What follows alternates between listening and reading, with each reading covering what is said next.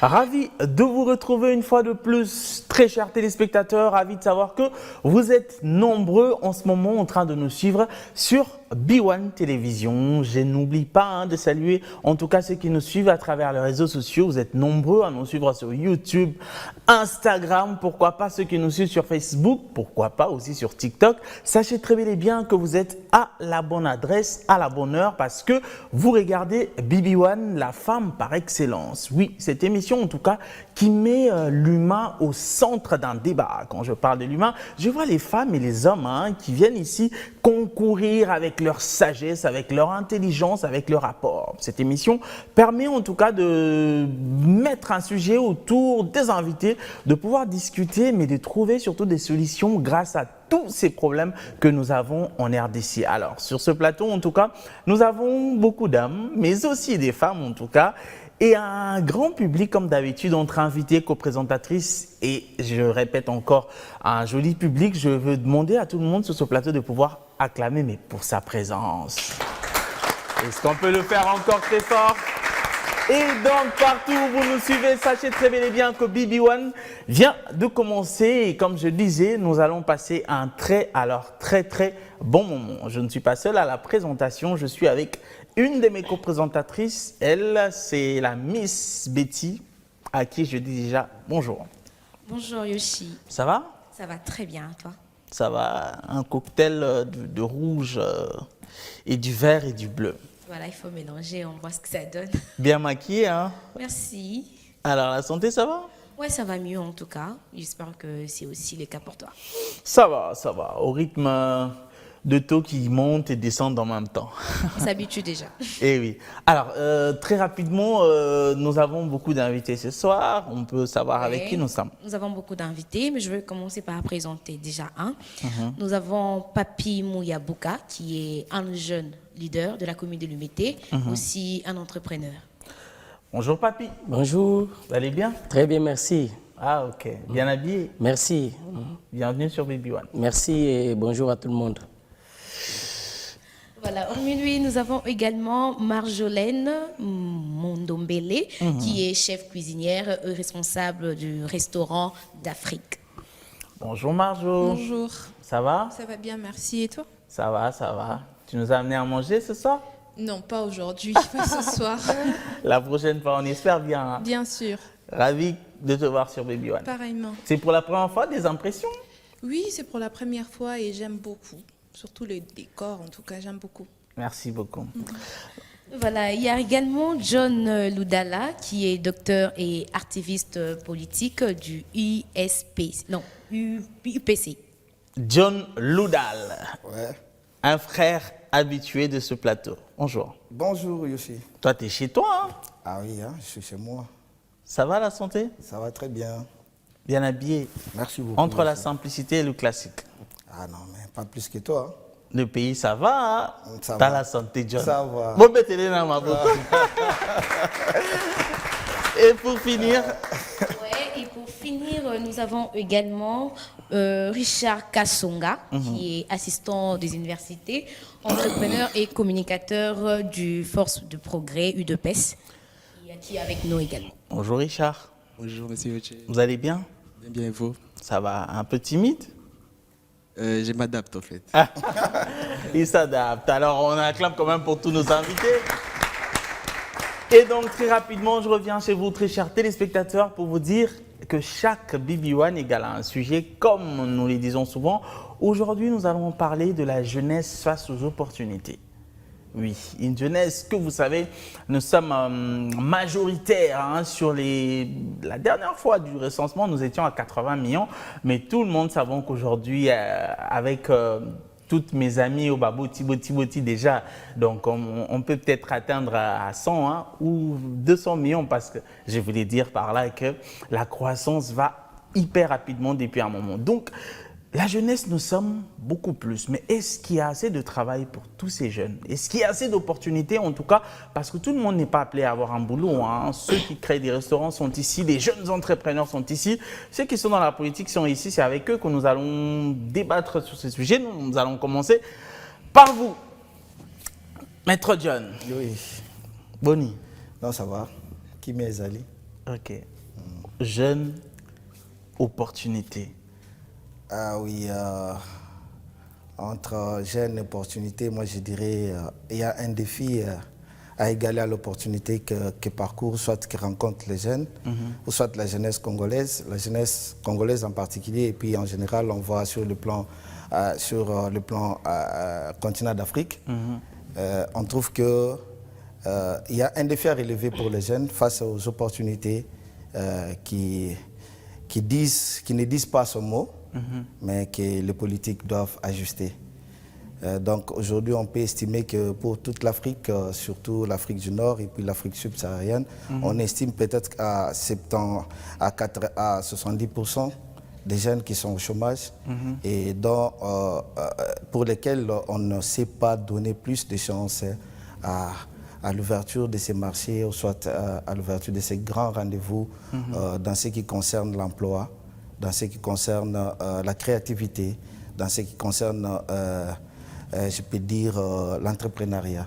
Oui. Donc, ce qui s'avère que pour l'Afrique, malgré la croissance dont vous venez de parler, on trouve que la jeunesse pour l'Afrique est une effervescence pour un développement en Afrique en général et puis pour la RDC. Mais cela étant, on se croise, on se voit habité par certaines causes qui ne disent pas les mots et qui font ce qu'aujourd'hui nous sommes en train de subir. Donc voilà un peu ce que je peux dire pour le moment. Mais chemin faisant, avec les co-débatteurs que je salue en passant, je pourrais avancer avec les arguments, soit poser les justes, ou soit les points sur les i et les bas sur les t, pour qu'on évolue avec ces débats. Très bien. Avant de revenir sur Betty, je reviens un peu chez vous, Marjolaine.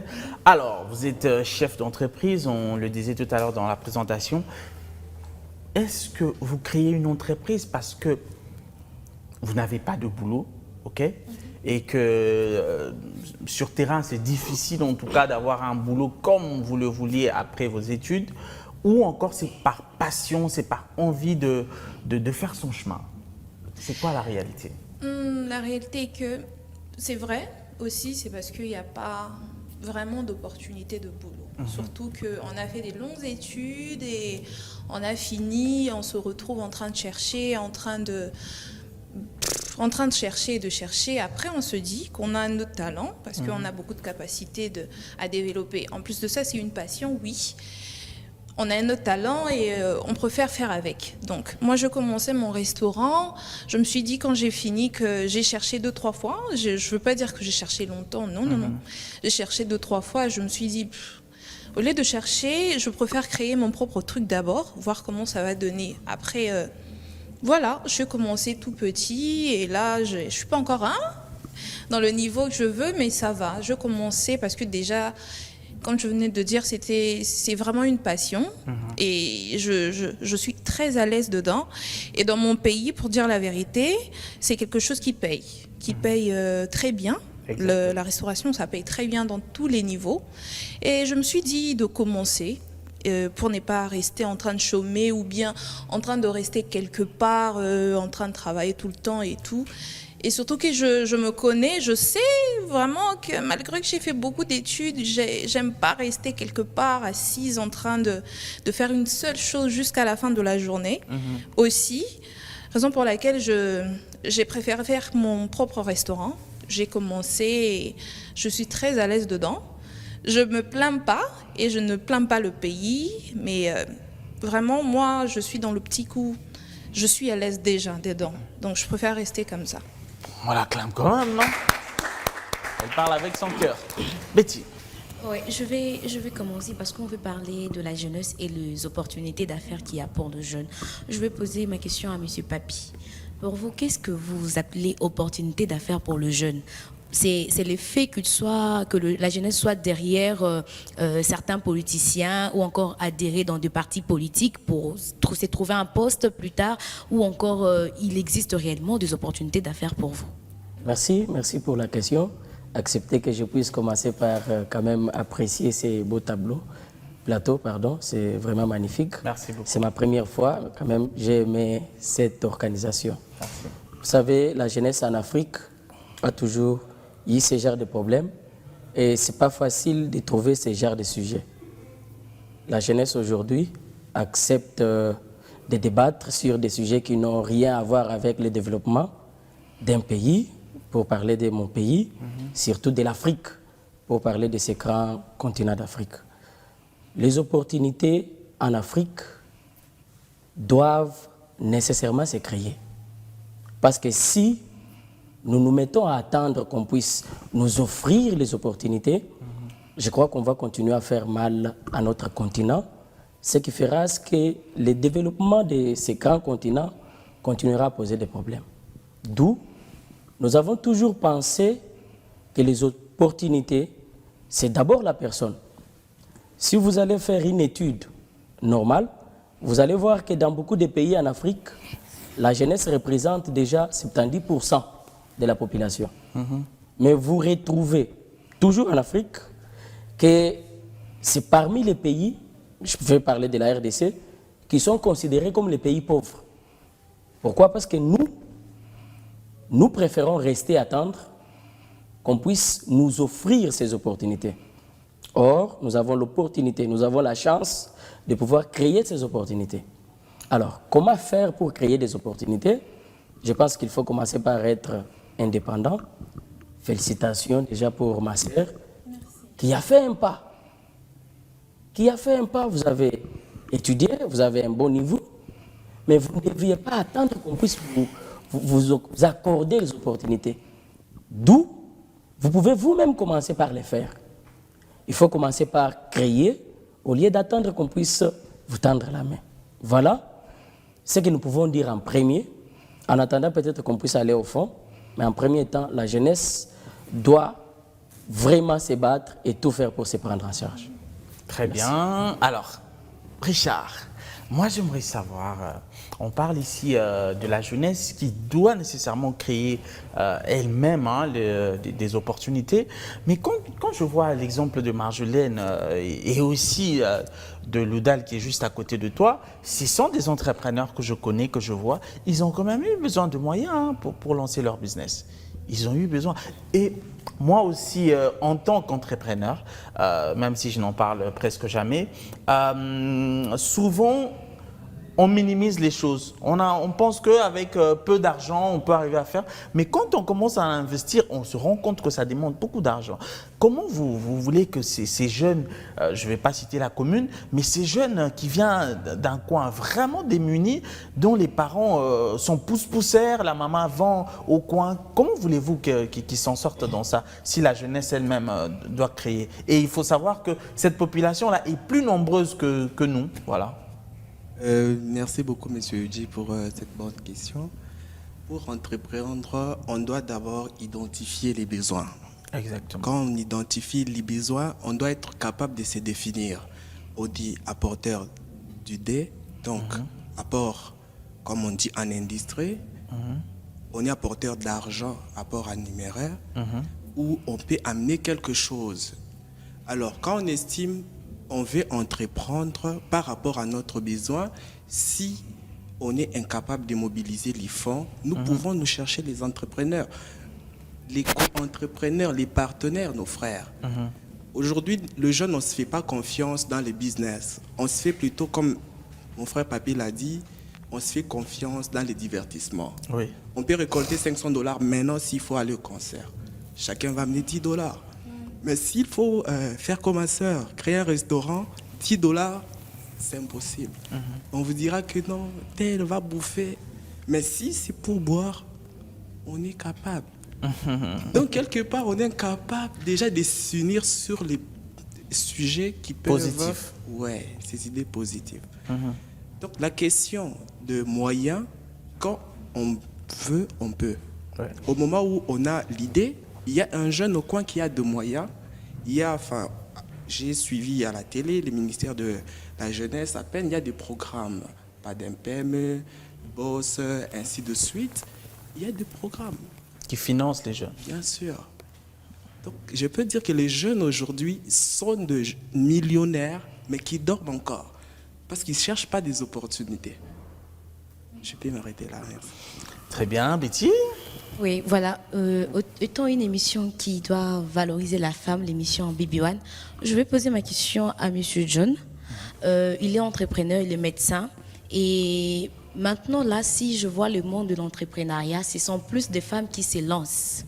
Ils se lancent dans l'entrepreneuriat. Je voudrais savoir de cause. C'est parce que dans les entreprises, il y a des discriminations, qu'il y a des conditions qui ne mettent pas la femme à l'aise afin d'obtenir un poste, un emploi, ou encore c'est parce que la femme est un peu, je dirais, pas vraiment prise à sa valeur dans une entreprise et elle s'est dit, bon, voilà, je peux commencer à vendre de beignets, je peux commencer à vendre de bananes parce que voilà, dans cette entreprise... Ouais, tout le monde a d'autres temps.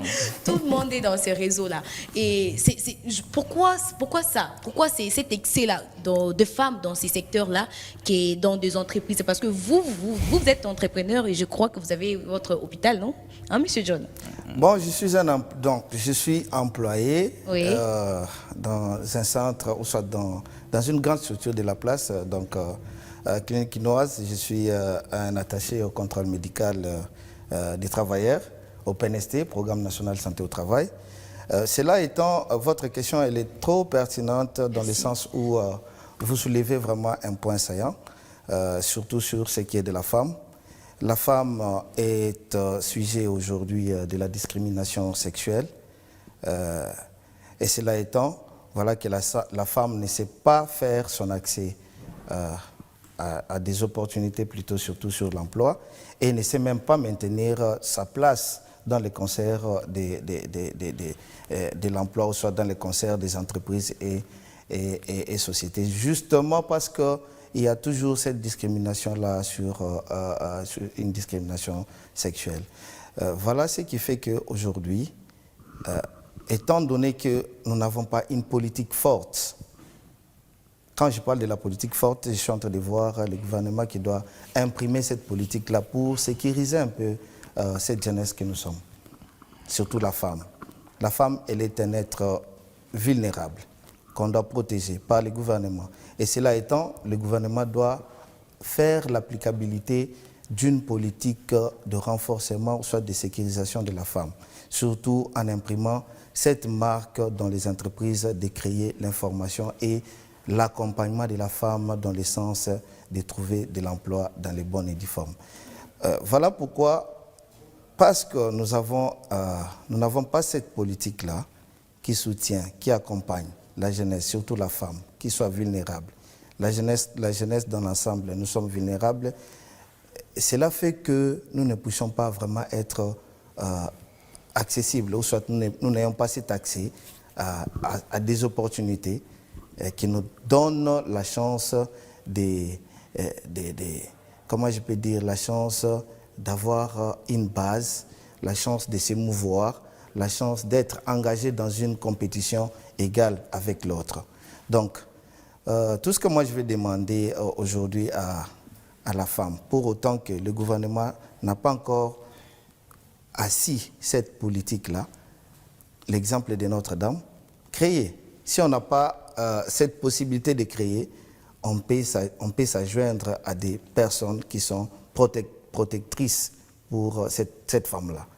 Parce qu'ici, je voudrais poser la question à Yoshi, pourquoi Bibi One, tout au début tu as dit Bibi One qui voit plus la femme, mais ici nous sommes femmes et hommes.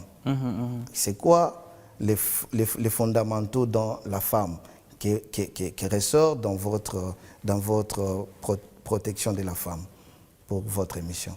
Très bien, on va répondre ça à la fin, vous voulez? Merci. Très bien.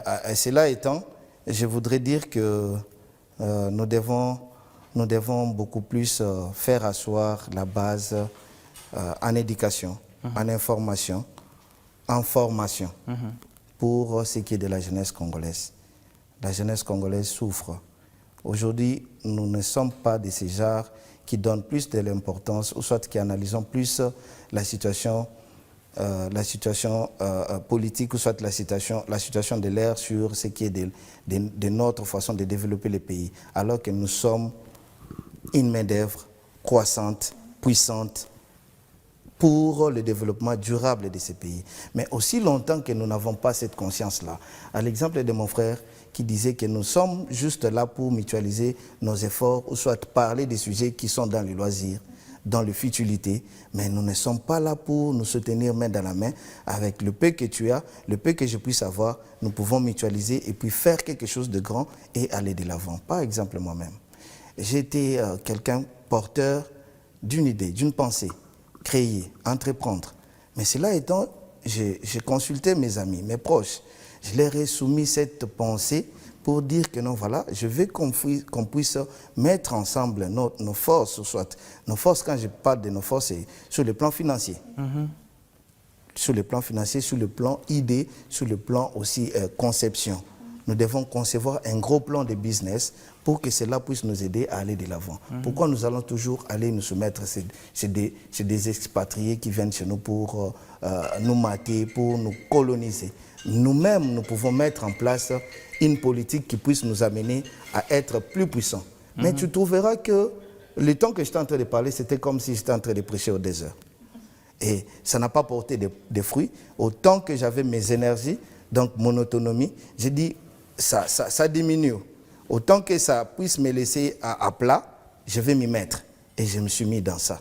Aujourd'hui, je suis entrepreneur dans une affaire dont j'étais le nom, mais je me sens que je suis en train d'évoluer. Bien que je dois encore miser de mon moyen, mais ça évolue. Donc, nous ne devons pas attendre, la jeunesse ne doit pas attendre d'abord sur ce qui est de la main tendue, non. Force-toi à faire ce que tu as à faire et tu verras que le devenir sera bon. Merci. Il mérite quand même des acclamations, non? Alors, je reviens chez vous, Marjolaine. Tout à l'heure, on parlait des opportunités qu'on a et aussi des difficultés que les femmes peuvent rencontrer, en tout cas que ce soit en cherchant leur boulot ou même déjà en tant qu'entrepreneur. Vous, par exemple, quand vous avez lancé votre business et qu'il fallait livrer à un monsieur ou je ne sais pas, quelque part, est-ce que vous avez rencontré des difficultés du style quelqu'un voulait plus que la bouffe qu'il a commandée? Merci pour la question. Oui.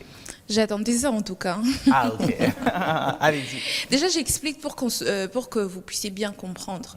Mon restaurant, je n'ai pas encore un restaurant physique. Ce que je fais, j'ai aménagé un local chez moi à la maison, dans la maison de ma mère, qui m'a beaucoup aidée déjà pour le restaurant et tout. Okay. Elle a été vraiment à la base de tout ça. D'accord. Donc, qu'est-ce que je fais? Chaque jour, les gens passent leurs commandes par téléphone, par WhatsApp ou par appel, et ils programment leurs plats et tout, et moi, je le fais et je livre.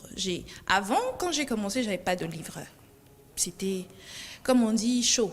C'était chaud parce que je finissais de faire et j'emballe et tout ça, je dois livrer. Et ça, c'était quelque chose de... Je me sentais vraiment rabaissée et j'étais découragée. Pourquoi? Parce que j'arrive par exemple dans un bureau d'un monsieur pour livrer et tout. Déjà quand j'arrive, il est étonné. « Oh, comment ça tu livres? Tu es jolie et tout. » J'ai dit bah, « Normal. » Je fais mon taf. Oui, je fais mon taf, c'est mon boulot, je livre et tout. Il reste là, vous parlez, vous discutez. Déjà dans ma tête, il n'y a rien. Mais après... C'est comme s'il voulait acheter et la bouffe et toi, la personne. La discrimination sexuelle. Oui, vraiment, je trouvais ça vraiment rabaissant, ça m'énervait, ça me décourageait. Je me disais, j'avais envie d'arrêter au fait, parce que je ne suis pas en train d'inventer, mais c'était pareil partout pour un début. Je disais, ça c'est le diable qui veut me décourager ou quoi. Quand tu arrives, soit il te demande, c'est où là-dedans, je t'écris, j'ai dit non. J'ai menti, j'ai dit non. J'ai une autre personne qui passe les commandes. Pourtant, c'était moi au départ. Okay. Pour éviter tout ça. Alors, qu'est-ce que j'ai fait? Je livre et puis après, je suis découragée. Un début, je n'avais pas d'argent pour acheter une moto, pour engager un livreur. C'était difficile. C'était rabaissant. C'était vraiment décourageant. Mais je ne dis pas tout le monde. Il y avait des fois, tu rencontres une personne. Par exemple, j'ai rencontré un monsieur. J'ai livré, il était maçon. J'ai livré une fois, c'était juste une fois, il m'a beaucoup encouragée. Ah, ça l'étonnait au fait de voir une femme comme moi de faire ça, livrer et tout ça. Il m'a beaucoup encouragé. Ça m'avait donné beaucoup de courage. C'était un monsieur, là, il m'a beaucoup encouragé. Il faut continuer, il ne faut pas être découragé, parce qu'on se connaît. Les Quinois, on se connaît, on sait comment ça se passe et tout ça. Et quand je suis rentrée, je racontais à ma mère, à mes frères, ils me disaient avance et ne te décourage pas. C'est compliqué, c'est vraiment compliqué. Souvent, on dit que les femmes, elles sont légères, les femmes, elles sont... Je sais pas, hein, moi je suis vraiment pas d'avis. C'est vrai qu'il y a des femmes légères, c'est vrai qu'il y a des femmes comme on abuse. Mais moi je suis pas d'avis. Pourquoi? Je rencontre presque toutes les semaines les femmes dans le même cadre. J'engage, je fais aussi des services traiteurs et tout, j'engage des femmes et tout et tout. Souvent, elles se disent, par exemple, quand elles vont livrer ou bien on fait le service, elles se disent, le monsieur est sérieux. Comme mon frère vient de le dire, tellement on adore jouer, au fait, les Congolais et les Quinois, nous les jeunes, on a tellement le divertissement dans la tête qu'on pense qu'à jouer tout le temps. Tu rencontres une personne, peut-être la fille te dit, peut-être la fille pense que c'est du sérieux et tout. Toi, tellement dans ta tête, c'est jouer, tu te joues d'elle. Après, c'est la personne qui raconte que la fille est légère. Non. Il y a des filles, moi je travaille avec des filles, elle n'a rien, elle paye ses études avec l'argent du service qu'on fait. Je dis clairement qu'elle souffre, il y a beaucoup de difficultés. Alors je pense qu'on se doit d'être respecté parce que c'est très rabaissant, tu viens servir à manger et la personne regarde ta jupe, la personne regarde ta poitrine, excusez-moi, la personne regarde ton visage. Il pense directement à des choses que... Oh, tu n'imagines même pas. Et je connais aussi des femmes qui ont abandonné. Ok. Quand elle s'est mariée, elle a abandonné. Et on ne va pas plaindre les hommes qui disent que tu ne peux pas faire ça à cause de ça, parce qu'il y a des femmes aussi qui le font ailleurs dans notre pays. Je suis tout le temps. Mais je trouve, excusez-moi, que nous, on exagère. On exagère. Ailleurs, j'ai l'impression qu'on respecte plus le service des femmes. Comme monsieur vient de dire, il a vraiment raison que je pense que c'est la politique qui doit nous sécuriser, nous les femmes. Par rapport à nous, quand tu vas donner ton CV, si tu as la malchance de rencontrer un monsieur, mais... Macho. Oui, il va penser déjà qu'on est dans un CV naé, après. Donc, il ne regarde même pas tes capacités, qu'est-ce que tu vas apporter. C'est, en général, je peux oser dire, c'est à 80% comme ça. Et ça décourage. Ça décourage. Ah. Tu te dis, je commence mon business, il y a beaucoup de difficultés. Tu vas chercher les papiers. Je ne veux pas dire l'État. Bon, tu vas chercher les papiers, là, on dit que c'est officiel. C'est pareil. Partout, c'est comme ça. Et tu te dois, en plus de ça, d'avoir un mental super fort et tout, tu te dois de chercher. C'est vraiment difficile. Si on peut arranger ça, nous les jeunes, à partir de 18 jusqu'à 40, ça serait super. Ça va nous aider. Ça serait super. Avant de revenir sur Betty, parce qu'on est en train de chuter également, je reviens un peu sur Papy pour dire que tout à l'heure, on parle des opportunités et les jeunes doivent créer. Les jeunes sont en train de créer, ils font l'effort. On en parlait tout à l'heure. Certaines se sont lancées dans la vente de vêtements, de parfums, de restaurants, des bars. Beaucoup des jeunes sont en train, en tout cas, d'essayer de faire quelque chose. Mais on se rend compte que l'État qui doit normalement nous financer ou nous aider ne les font non seulement pas, mais ils viennent quand même demander le taxe, ils viennent faire payer, ils cassent les chaises des jeunes qui font des cabines sur la route, ils font ceci, ils font cela. Est-ce que l'État nous aide, même s'ils n'aident pas financièrement, même si on n'octroie pas des sommes d'argent pour développer notre business? Est-ce que pensez-vous, en tant que jeune, quand vous regardez sur le terrain, vous pensez vraiment que nous sommes aidés par l'État? Premièrement, vous savez, la question que vous me posez, c'est un problème qui se pose ici en Afrique. Okay. Ça se pose en Afrique, pourquoi? Parce que nous avons premièrement un problème de nos droits. Est-ce que nous connaissons nos droits? Lorsque vous maîtrisez bien vos droits, je pense qu'aucune autre personne ne peut venir vous dire de n'importe quoi. Pourquoi l'État utilise certaines personnes ou impose certaines mauvaises idées ou choses aux jeunes? C'est parce que les jeunes eux-mêmes, premièrement, ne maîtrisent pas leurs droits. Okay. Vous savez, lorsque vous acceptez de vous battre comme ma sœur venait de le dire, vous devriez assumer. C'est que vous devez être prêt à refuser, à dire non s'il faut dire non, et à dire oui s'il faut dire oui. Ok. L'État, je sais déjà que l'État existe. Il y a des conditions. J'ai mon entreprise doit fonctionner. Pour que mon entreprise puisse bien fonctionner, il y a des conditions. L'État me dit, je dois premièrement payer des taxes. Mais moi, je suis en train d'abord de chercher l'argent pouvant me permettre de lancer mes business. Qu'est-ce que je fais en premier? Je commence par chercher les fonds. Parce qu'on ne peut pas faire des business si on n'a pas d'argent. C'est lorsqu'on trouve des miettes, parce que le début commence toujours avec des miettes, qu'on va se lancer. Et lorsque vous vous lancez, avant d'ouvrir quelque chose de visible, il faut vous rassurer que vous n'avez aucun problème avec l'État. Ok. Je prends l'exemple, j'ai mes véhicules qui font le transport. Je sais déjà que j'ai 2-3 véhicules. Je sais que l'État existe. Qu'est-ce que je dois faire en premier? Je dois chercher à avoir des taxes. Je dois chercher à me mettre en ordre. Et aussi, chercher un chauffeur expérimenté. Un chauffeur qui est posé et calme, qui sait se défendre aussi.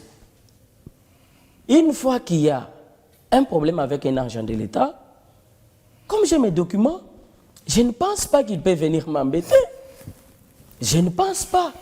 Vous êtes Pourquoi? très positif hein, dans votre façon de voir les choses. Oui, mais j'ai toujours vu les choses. Tous, on vit à Kinshasa. Hein. J'ai toujours connaît vu les réalités. J'ai toujours vu les choses de cette façon. D'ailleurs, je profite pour vous le dire. C'est pour cette raison que nous avons initié des formations. Ok. Il y a des formations qui sont initiées pour que les jeunes puissent être formés. Déjà, le lundi, on va commencer avec une formation par rapport aux droits de l'homme. On a préféré commencer avec les jeunes délimités, parce qu'on va les faire chaque commune ici à Kinshasa. Et on va voir comment aller aussi loin pour permettre à chaque jeune d'être indépendant, de respecter les droits de l'autre, de respecter l'État et aussi d'être respecté. Parce que lorsque vous vous connaissez, en tout cas, je ne vois pas quelqu'un venir facilement vous faire face. Donc, dans les business, si vous ne connaissez pas ce que vous faites, ou si vous n'avez pas la maîtrise du terrain, je ne pense pas que vous allez avancer. Je prends l'État, par exemple, comme partenaire. Oui. Parce qu'il y a des jeunes qui travaillent avec l'État comme partenaire. L'État doit aider la jeunesse. Et comment l'État peut normalement aider notre jeunesse? Ce n'est pas que vous êtes chez vous à la maison et ils débarquent, ils sont là, on vous prend dans les vides. Non, vous devez commencer par une formation. J'ai dit, lorsque vous êtes formé et que vous avez la maîtrise sur ce que vous deviez faire, il y a toujours moyen que vous puissiez aller de l'avant. Je prends la République démocratique du Congo. Vous avez un gouvernement qui vous dit, d'ici 20 ans ou 30 ans, on veut avoir des jeunes millionnaires. Comment on veut avoir ces jeunes millionnaires si nous tous, on accepte de rester à la maison? On ne peut pas venir nous chercher à la maison. D'où on doit faire les premiers pas.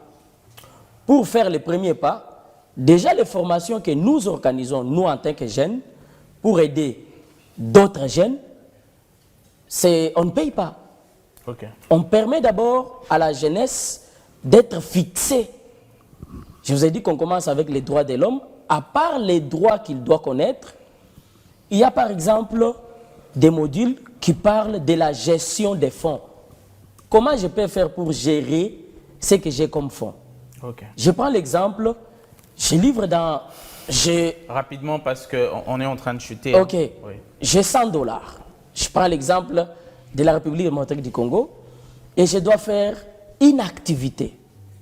Avec $100, il y a toujours moyen de faire une activité. Mais attention, quelle activité? Parce que les activités que vous choisissez à un moment peuvent facilement vous tuer. J'ai $100 et je veux faire des business de vente de téléphones. Un téléphone coûte déjà $50. Donc je vais avoir 2 téléphones, ce qui me sera impossible. Parce que ce n'est pas chaque jour que vous vendez.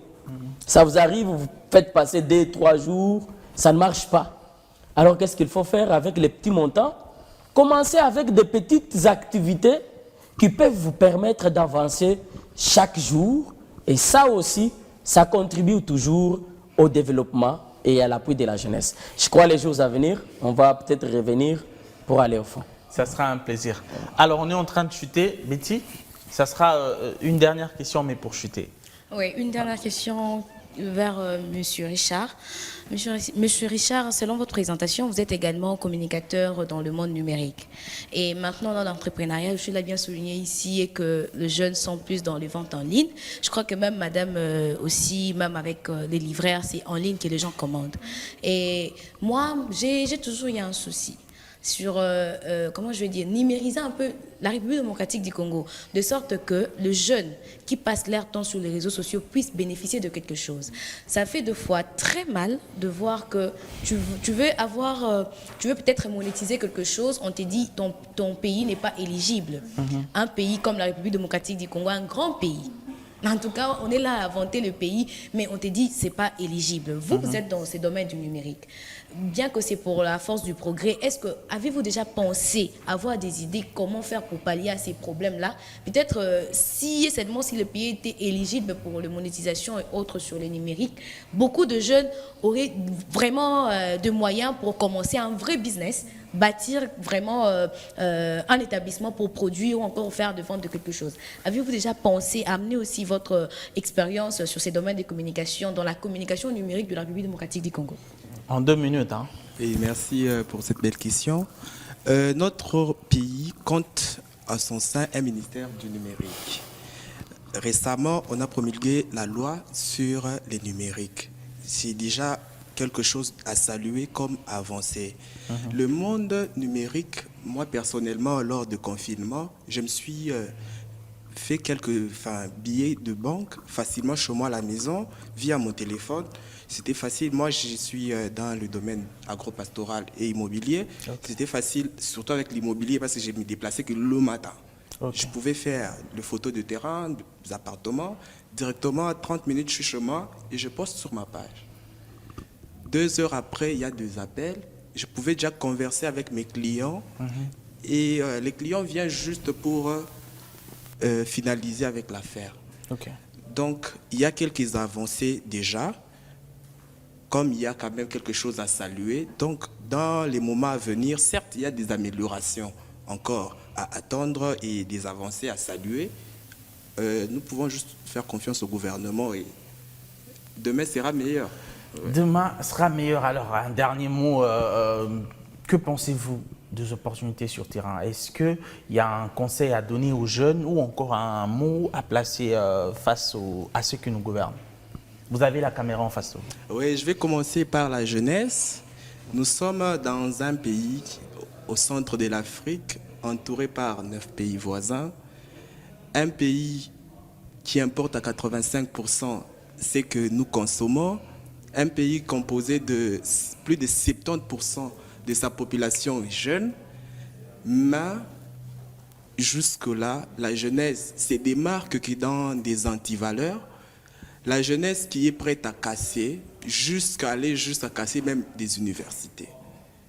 La jeunesse qui est incapable de mobiliser les fonds dans la création des entreprises, mais prête à mobiliser des fonds, comme ce samedi, vous verrez dans les terrasses, 90% ce sont des jeunes. La jeunesse qui est prête à insulter pour des opinions politiques, oubliant que la courtoisie et la politesse doivent passer en premier. Moi, je suis entrepreneur, je suis aussi en politique. Pour se créer une place, il suffit juste de comprendre que nous avons... Oui. Les gens racontent qu'Ali Depez, c'est un parti de masse, il y a beaucoup de vieux que de jeunes. Mais moi, j'ai pu comment me créer une place au milieu de ces vieux. Donc, nous sommes forts en informatique, nous jeunes aujourd'hui, parce que quand les parents, les aînés ont des problèmes sur WhatsApp, ils disent « Au bilo, il y a des jeunes ». Donc nous avons déjà une place, nous n'avons pas à nous battre contre le vieux, étant donné que nous avons notre spécialité. Jeunes, nous sommes millionnaires qui dorment encore. Chacun doit découvrir son talent. Tout commence par une idée. Nous sommes dans un pays où il y a beaucoup de problèmes. Chaque problème égale à une solution. Et cette solution, c'est ton opportunité d'affaires. Merci beaucoup. On l'acclame, hein? J'adore la douceur avec laquelle il transmet ce qu'il a à dire. Alors, docteur Loudal, nous sommes arrivés à la fin de cette émission. Un mot à placer, hein, peut-être au gouvernement, je voudrais juste que le gouvernement s'assume dans le sens d'assumer, donc de faire un renforcement des capacités en favorisant les compétences, ou soit en favorisant la croissance économique des bases qui soit palliée à cette vie sociale ou soit à cet aspect social qui fait défaut aujourd'hui, dans le sens de faire, de soutenir les jeunes dans les compétences. Oui. Les compétences, je veux dire, les compétences dans la formation des bases, dans la formation professionnelle et dans la formation, dans ce qui est de la vie sociale. Et cela étant, nous devons aussi voir ces gouvernements favoriser les jeunes dans l'employabilité de ces jeunes, donc en imprimant une marque aux entreprises d'être là pour former et informer sur ce qui est de comment il faut élaborer une demande d'emploi, de comment il faut saisir une opportunité dans les entreprises qui sont là, étatiques ou soit privées. Et cela étant, nous voulons voir ces gouvernements aussi, pour ce qui est de nous autres qui sommes entrepreneuriat, nous accompagner dans le sens de l'obtention de crédits, donc comment obtenir des crédits auprès des banques et faire les suivis pour que ces crédits ne soient pas dilapidés dans les loisivetés et consorts. Donc pour nous, la jeunesse aujourd'hui, nous voulons à ce que cette conscience nous revienne. Nous sommes une puissance pour le développement du pays et nous ne devons pas rester dans l'inconscience focalisée sur les insultes politiques, courants politiques et consorts. Non. Nous voulons être des bons entrepreneurs, nous voulons faire développer notre pays parce que nous sommes une force. La jeunesse est une force.